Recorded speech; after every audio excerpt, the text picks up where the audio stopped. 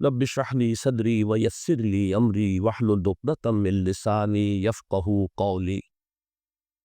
اللهم ربنا الهمنا رشدنا واعذنا من شرور انفسنا. اللهم ارحمنا بالقرآن العظيم. اللهم اجعله لنا اماما ونورا وهدى ورحمة. اللهم ذكرنا منه ما نسينا وعلمنا منه ما جهلنا وارزقنا تلاوته آناء الليل وآناء النهار واجعله لنا حجة یا رب العالمین آمین. کہ ایمان دل میں آ گیا تو ایک کشاکش اندر شروع ہو جائے گی. میں اگر فرائیڈ کی اصطلاح استعمال کروں تو ایگو اور اڈ یا لبیڈو میں تصادم ہوگا. آپ کے نفس کی خواہش کچھ اور ہے، ایمان کہتا ہے کشاکش ہوگی کہ نہیں. یہ اندرونی جہاد ہے اپنے نفس کے خلاف. جیسے فرعون نے کہا تھا الیس لی ملک مصر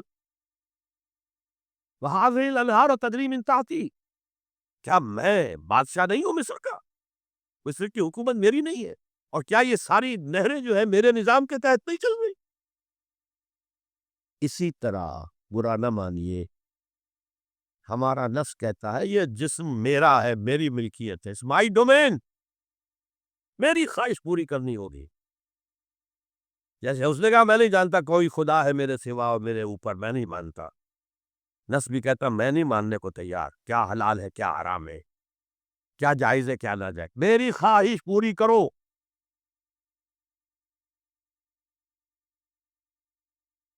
اس کے خلاف جہاد، یہ پہلی منزل کا جہاد ہے.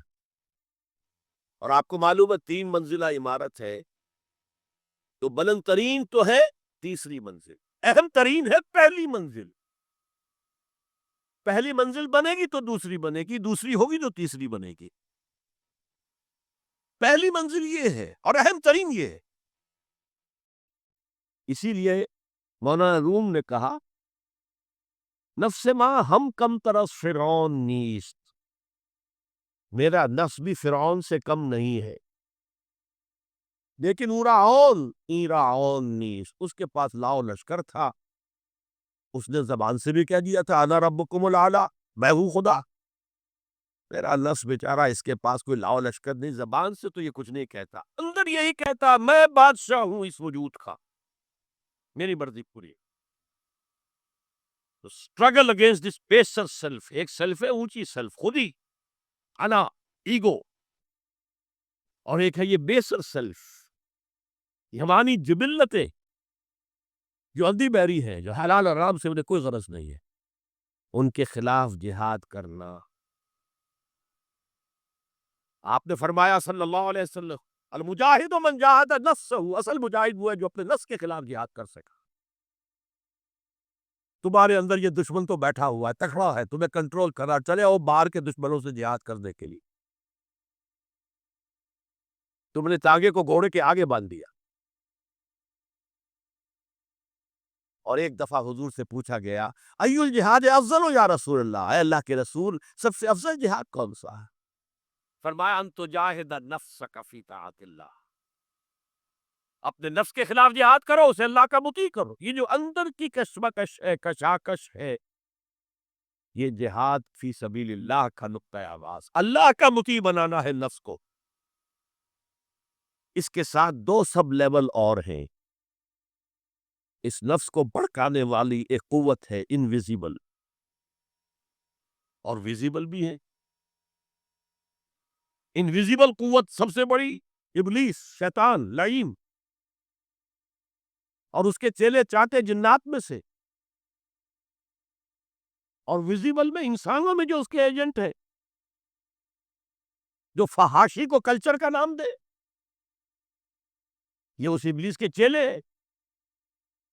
ان کے خلاف جہاد نہیں کریں گے آپ، اگر آپ ان کے خلاف ایگریسو ایٹیٹیوڈ اختیار نہیں کریں گے تو آپ ان کے دباؤ میں آ جائیں.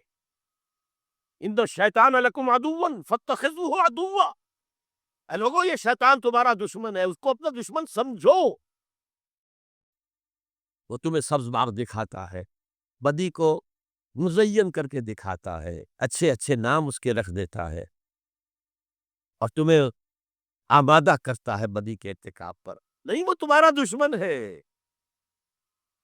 افتتخذونہ وذریتہ اولیاء من دونی، تم مجھے چھوڑ کر اسے اور اس کے چیلے چانٹوں کو تم اپنا دوست بناتے ہو. نہیں، شیطان کے خلاف جنگ کا. اور تیسرا اس پر سب لیول کیا ہے؟ معاشرہ اگر بگڑا ہوا ہے، اس کا عمومی رجحان برائی کی طرف ہے، تو سوشل پریشرز آپ کو ادھر دھکیلتے. جیسے کہ اگر کوئی موب جا رہا ہے تو اس کے ساتھ چلنا تو بہت آسان ہے، وہ خود ہی آپ کو دھکیلتا ہوا لے جائے گا. اس کے خلاف چلنا بہت مشکل کام. ہو سکتا ہے آپ بڑی زور لگا کے 4 قدم آگے بڑھیں، پھر کو ریلا آئے 10 قدم بھی چلے جائے. تب دو ہی راستے ہیں، زمانہ بات سازت تو بعد زمانہ بے ساز. یا تو پیسو معاملہ ہے، زمانہ تمہارے ساتھ سازگاری نہیں کرتا، چھوڑو تم زمانے کے ساتھ سازگاری اختیار کر لو، چلو تم ادھر کو ہوا ہو جدھر کی. ایک یہ ہے کہ نہیں، زمانہ بات سازت تو بعد زمانہ ستیس. زمانہ اگر تمہارے ساتھ سازگاری نہیں کر رہا تو زمانے سے جنگ کرو، لڑو، ریزسٹ کرو.